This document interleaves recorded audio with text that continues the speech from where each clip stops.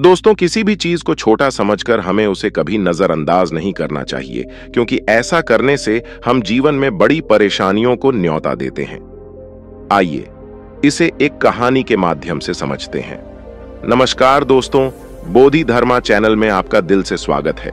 बहुत समय पहले की बात है। एक छोटा सा राज्य था। उस राज्य का राजा बहुत ही दयालु था। उस राजा का इकलौता पुत्र था, लेकिन वह जो पुत्र था वह लाड़ प्यार में बिगड़ता चला जा रहा था। 10-12 साल का हुआ तो हरकतें उसकी ऐसी हो गई थीं कि राजा को बात बात पर गुस्सा आने लगा था। और एक दिन राजा को अपने पुत्र के गलत आचरण पर इतना गुस्सा आया कि अपने ही पुत्र को, अपने ही बेटे को, राजकुमार को राज्य से बाहर निकाल दिया। दरबार में मंत्रियों ने समझाया कि महाराज आपके पुत्र हैं, राजकुमार हैं, आगे यही चल करके राजा बनेंगे। उसने कहा।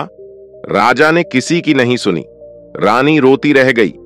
रानी ने भी राजा को बहुत समझाया कि उसे राज्य से बाहर ना करें, लेकिन राजा ने राजकुमार को बाहर भेज दिया। ऐसे ही 2 साल बीत चुके थे।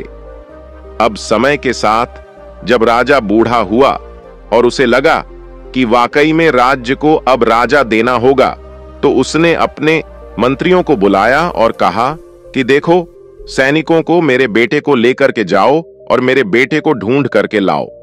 राजा ने अपने सैनिकों को राजकुमार को ढूंढने के लिए भेज दिया। इधर जो राजा ने अपने मंत्रियों को भेजा था, सैनिकों के साथ में तो ढूंढ रहे थे। सैनिकों ने उसे सब जगह ढूंढ लिया, जंगल में, गांव में, पर उसे राजकुमार कहीं नहीं मिल पाए। एक बार की बात है, एक दिन राजा यूं ही महल का चक्कर लगा रहे थे। तभी राजा के मन में विचार आया कि उसे अपने राज्य की खुशहाली के लिए पहाड़ों के बीच में बने मंदिर में भगवान के दर्शन करना चाहिए। लेकिन वह यह कार्य अकेले करना चाहता था। वह चाहता था कि उनके साथ कोई ना चले। वह अकेला ही इस यात्रा को खुद तय करेंगे और शायद उन्हें अपना बेटा वापस मिल जाए। लेकिन उस रास्ते पर एक घना जंगल था। फिर भी राजा ने निश्चय किया कि वह मंदिर जरूर जाएंगे। राज्य के सभी लोग और मंत्री ने राजा को समझाने की बहुत कोशिश कि उन्हें उस जंगल में अकेले नहीं जाना चाहिए, वहां बहुत खतरा है। और उस जंगल में आज से पहले जो भी गया कोई वापस नहीं आया। कुछ दिन बाद एक दिन ऐसा भी आया जब राजा ने सभा में सभी लोगों से कहा कि मैं कल भगवान के बोला, यदि वह मेरे सामने आया तो वह खुद जिंदा नहीं बचेगा।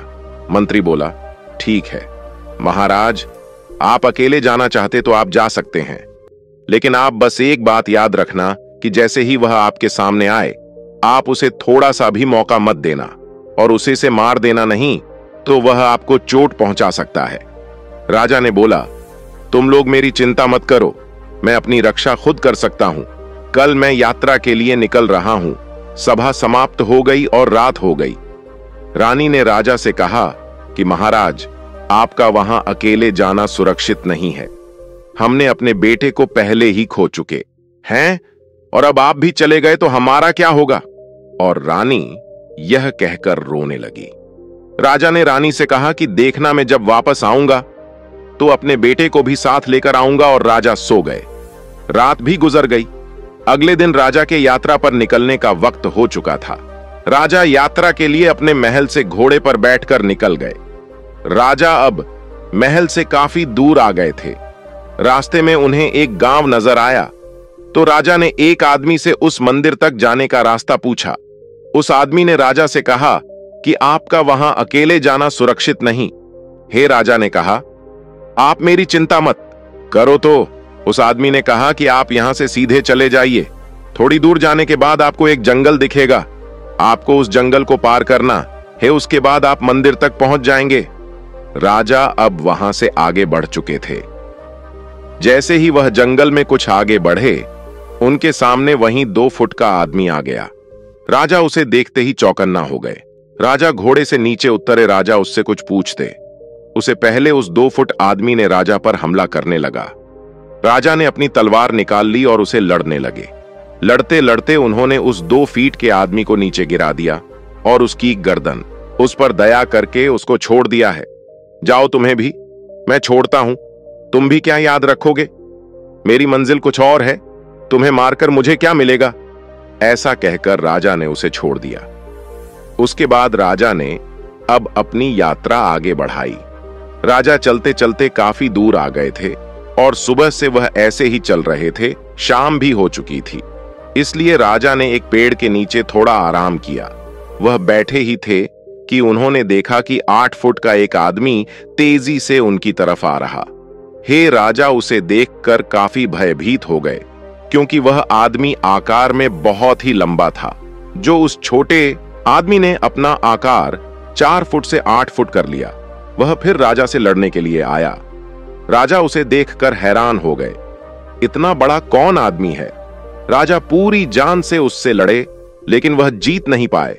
उस फुट के आदमी ने उन्हें मार दिया और राजा की मृत्यु हो गई। यह बात अब महल तक पहुंच गई थी कि राजा की मृत्यु हो गई।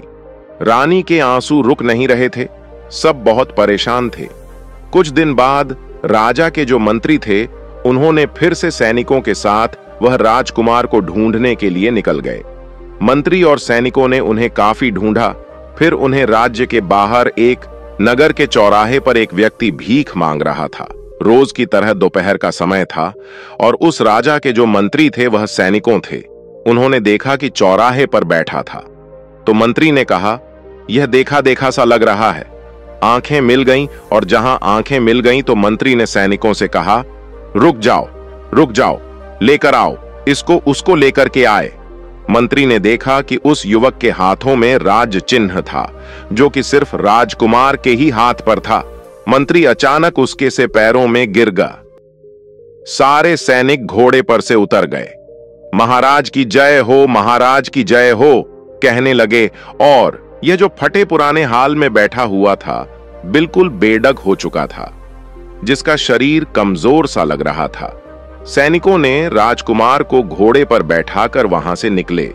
इसी तरह हमारे जीवन में छोटी छोटी मुश्किलें और समस्याएं आती रहती हैं, जिन्हें हम नजरअंदाज करते रहते हैं, लेकिन धीरे धीरे यह समस्या बड़ी होती रहती है। और जब यह समस्या बहुत बड़े रूप में हमारे सामने आती है, तो हम उसका हल नहीं निकाल पाते, जिसका अंजाम बहुत बुरा हो सकता है। जब समस्या छोटे रूप में हमारे सामने आती है, तो उसका हल आसानी से निकाला जा सकता है, लेकिन समस्या बड़ी हो जाने पर हमारी मुश्किलें और भी बढ़ जाती हैं। जैसे हम किसी कार्य को कल पर छोड़ देते हैं, यह सोचकर कि यह तो इतना सा है, लेकिन वक्त के साथ साथ वह कार्य भी बड़ा हो जाता है। इस कहानी से हमें यह शिक्षा मिलती है कि जीवन जब भी परेशानी या समस्या आए, तो हमें उसी समय उस समस्या का हल निकाल लेना चाहिए, क्योंकि अगर आपने उसे अनदेखा कर दिया, तो यह समस्या बड़ी होती चली जाएगी।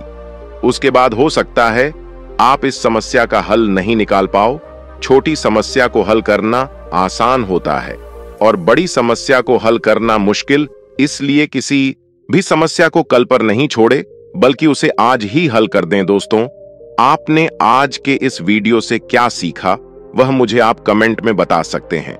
इसी के साथ में उम्मीद है कि आपको आज की वीडियो पसंद आई होगी, तो इस वीडियो को उस इंसान को शेयर करें जिससे यह कहानी सुनने की जरूरत है, और उसी के ठीक बाद चैनल को सब्सक्राइब करें।